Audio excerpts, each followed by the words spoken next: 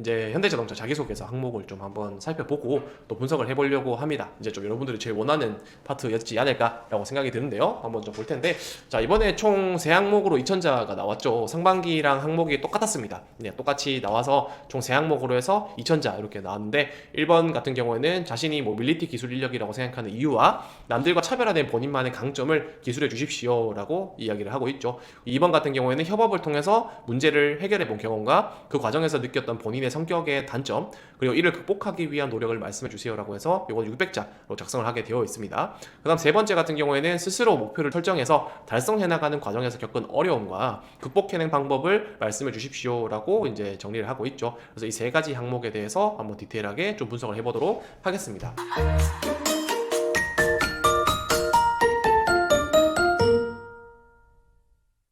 자, 1번 항목입니다. 자, 1번 항목 같은 경우에는 여러분들이 자신이 모빌리티 기술력이라고 생각하는 이유와 남들과 차별화된 본인만의 강점을 기술해 주십시오라고 얘기를 하고 있죠.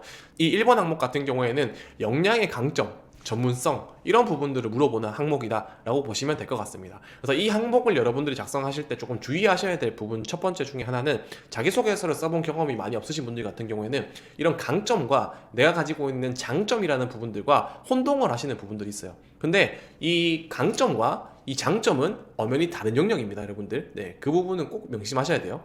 자, 강점은 내가 이 업무를 하는 데 있어서 직접적으로 성과를 낼 수 있는 나의 어떤 역량적인 부분들을 얘기를 합니다. 근데 이 장점은 성격이고 성향이고 태도적인 부분이에요. 그렇기 때문에 내가 여기에는 내가 가지고 있는 성향적인 부분을 제시를 하는 게 아니라 내가 가지고 있는 직접적인 강점을 제시해 주는 게 필요하다라고 보시면 될 것 같습니다. 그런 측면에서 1번 같은 경우는 강점을 제시해 주는 항목인데, 이런 부분들에 있어서 조금 더 뭐 디테일하게 들어갔을 때 강점을 실제로 해석을 해 주실 때 이 앞에 전제가 달려 있죠. 모빌리티 기술 인력이라는 현대자동차에서 사용하고 있는 표현들이 들어가 있습니다. 그렇기 때문에 이 부분에서 중요한 부분들 같은 경우에는 강점을 제시를 하되 이것들에 대해서 어떻게 작용하는지 어떤 측면에서 강점인지를 얘기를 해줄 때 단순하게 생산 인력이라는 부분들에서만 강조를 해주는 게 아니라 현대자동차의 모빌리티에 대해서 해석을 해주는 부분들이 필요하다라는 겁니다. 그렇기 때문에 이 1번 항목에서 제일 중요한 부분들 같은 경우에는 이 모빌리티 산업이라는 부분들, 현대자동차의 모빌리티 혁신, 모빌리티 솔루션이라는 부분에 대해서 여러분들이 재정의를 하셔야 되는 부분들이 있다라는 거예요. 자, 그런 측면에서 놓고 봤을 때 여러분들이 현대자동차 홈페이지에 들어가시면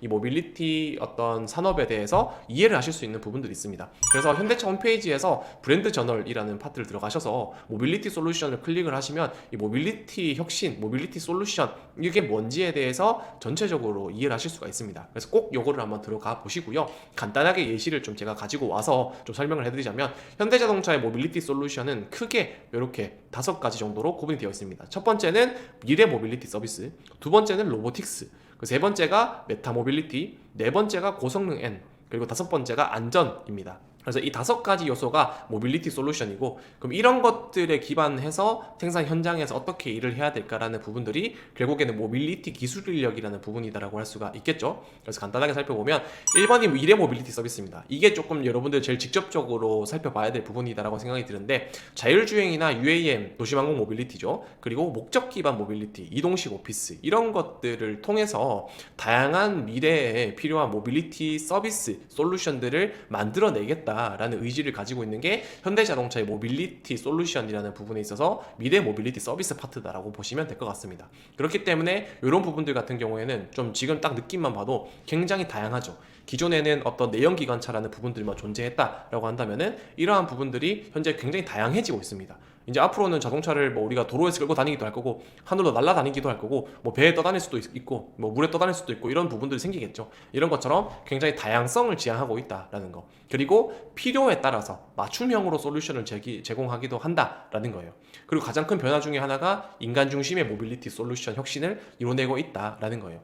이게 어떤 말이냐면은, 과거에는 단순하게 이 차량이라는 부분들을 타고 다니는 것에 지나지 않았다라는 거예요. 내가 A 지점에서 B 지점까지 가는데 필요한 이동 수단 시간에 지나지 않았다라는 겁니다. 근데 현재에는 인간은 굉장히 다양한 활동을 하죠. 주어진 시간 안에서 일을 하는 사람도 있고 노는 사람도 있고 게임을 하는 사람도 있고 자는 사람도 있고 되게 다양하죠. 그런 것처럼 어떤 인간이 가지고 있는 목적에 맞춘 모빌리티 솔루션을 많이 만들어낸다라는 게 이제 현대자동차의 모빌리티 혁신이다라고 보시면 될 것 같습니다. 그래서 대표적인 게 이동식 오피스라고 할 수도 있겠죠. 뭐 이렇게 출퇴근 같은 경우에 되게 막 길게 하시는 분들 같은 경우에는 이 시간에 내가 뭔가 다른 일을 할 수 있으면 좋지 않을까라고 생각하시는 분들이 있었을 텐데 그런 것들이 반영되어서 현대자동차의 이런 목적 기반 모빌리티가 나오고 있다라고도 얘기를 할 수가 있겠죠. 그래서 이런 부분들을 여러분들이 좀 집중하시는 게 필요하고 이런 것들이 앞으로 현대자동차의 생산 현장에서 생산을 해야 될 어떤 자동차 차종의 변화가 일어나는 부분이다. 생산 공장이 여기에 맞춰서 또 변화가 일어날 거다라고 할 수가 있겠죠. 그리고 이제 2번 같은 경우는 로보틱스라고 해서 이제 현대자동차가 보스턴 다이내믹스를 인수를 했죠. 인수를 하면서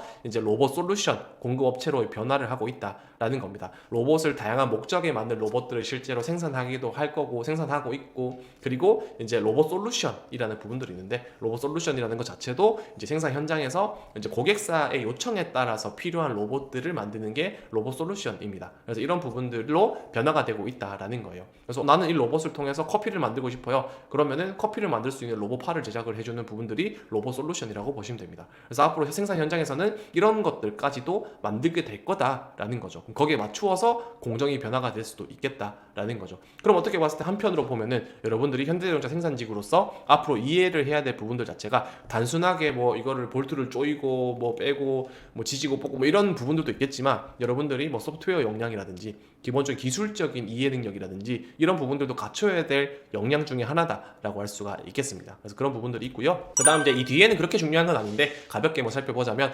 메타모빌리티는 시간과 공간의 제한성이 없는 확장 그리고 경험의 영역을 확장하는 부분들이 있어서 가상환경, 가상공간 이런 부분들이 되고 있다라는 걸로 볼 수가 있겠죠. 그래서 이런 것들이 생기게 되면 나중에 여러분들이 생산직이 되었을 때 어떤 생산 공정을 혁신할 수 있는 다양한 테스트들을 또 해보고 싶은 사람이 있을 텐데 그런 테스트들을 가상공간에서 함으로써 이렇게 어떤 부담, 위험 부담이나 현장에서 생길 수 있는 그런 위험 부담들을 최소화하면서 가상으로 테스트를 할 수 있는 부분들이 있겠다라는 거죠. 그래서 이런 부분들도 되게 좀 중요한 부분이고요. 그다음 네 번째는 고성능 N으로서 고성능 N은 뭐냐면 요거는 이제 신기술 있죠. 기존에는 되게 어떤 특수 차량, 그렇죠. 특수 차량이나 고성능 차량, 굉장히 고가의 고성능 차량에만 들어가 있는 그런 기술들, 일반화할 수 없는 그런 기술들이 들어가 있는 게 고성능 차량인데 그런 고성능 차량들의 기술을 좀 일반화시켜서 상용차처럼 만들 수 있는 형태로 기술을 이제 생산 현장에 포함시키는 게 고성능 N이다라고 볼 수가 있겠습니다. 그래서 이런 것들 같은 경우에는 여러분들이 혁신 기술이라는 거에 대한 이해도를 좀 가지고 있는 것도 내가 1번에서 제시할 수 있는 역량 중에 하나다라고 할 수가 있겠죠.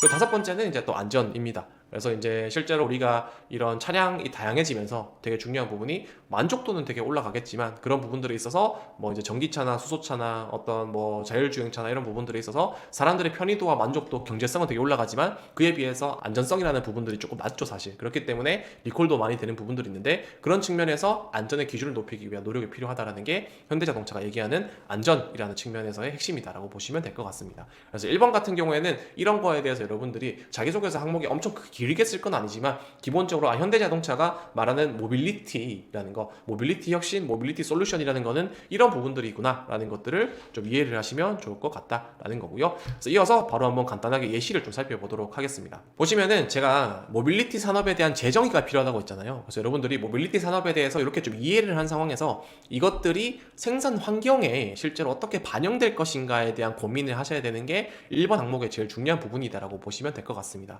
아마 지금부터 벌써부터 이렇게 좀 약간 이 고민하는 게 힘든 분들이 계실 것 같긴 한데 그런 분들 컨설팅 신청하셔야 되고요. 네, 하여튼 농담이고 이런 부분들에 있어서 여러분들이 생산 환경이 어떻게 이런 모빌리티 솔루션이 반영될 거냐라는 것들을 좀 고민을 하셔서 직관적으로 도출해서 그런 부분들을 해석을 해주시는 부분들이 필요하다라는 겁니다.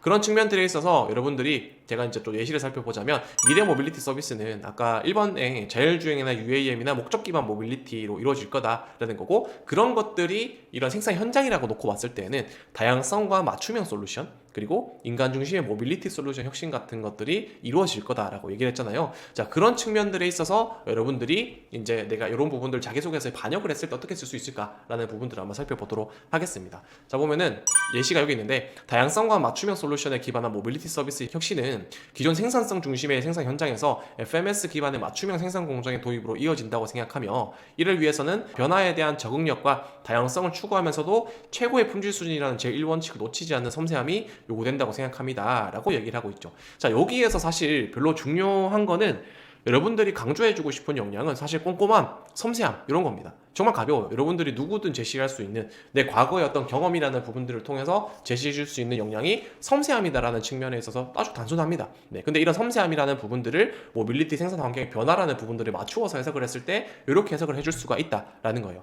과거에는 이런 자동차 생산이라는 부분들 자체가 단순한 이동수단이고 전 국민이 어떤 차량을 타는 부분들에 있어서 생산성이 굉장히 중요했지만 현재는 이제 이런 UAM이나 어떤 인간 중심의 모빌리티 솔루션이나 목적 기반 모빌리티, 자율주행 이런 다양한 차종이 나오기 시작을 하면서 이런 부분들을 맞추었을 때 FMS, 그러니까 유연생산 제도라는 유연생산 방식이라는 것들을 통해서 우리가 기존에는 뭐 소품종 대량 생산이었다면 다품종 소량 생산으로 어떻게 변화가 될 수 있다는 측면들에 있어서 어떤 변화에 대한 적응력이 중요하지만 그런 부분이랑 더불어서 품질 수준을 놓치지 않는 원칙이 중요한데 그걸 위해서는 내가 섬세함을 가져야 된다라는 부분으로 해석을 해줄 수가 있겠죠. 그래서 이런 식으로 좀 얘기를 해줄 수 있는 거고 이런 부분들을 또 소재목으로서 얘기를 했을 때 어떤 유연함에서 놓치지 않는 이제 1위의 위험이다라는 부분으로도 또 해석을 해줄 수 있겠다라는 거죠. 이제 다양성이라는 부분에 있어서는 우리가 유연함이라는 부분도 필요한데 그런 것들을 갖추면서 시장의 변화에 대응하게끔 하면서도 내가 품질 수준이라는 부분들을 섬세하게 지킴으로써 1위를 지켜나가겠다라고 이야기해 줄 수 있는 게 1번의 좀 예시다라고 살펴보시면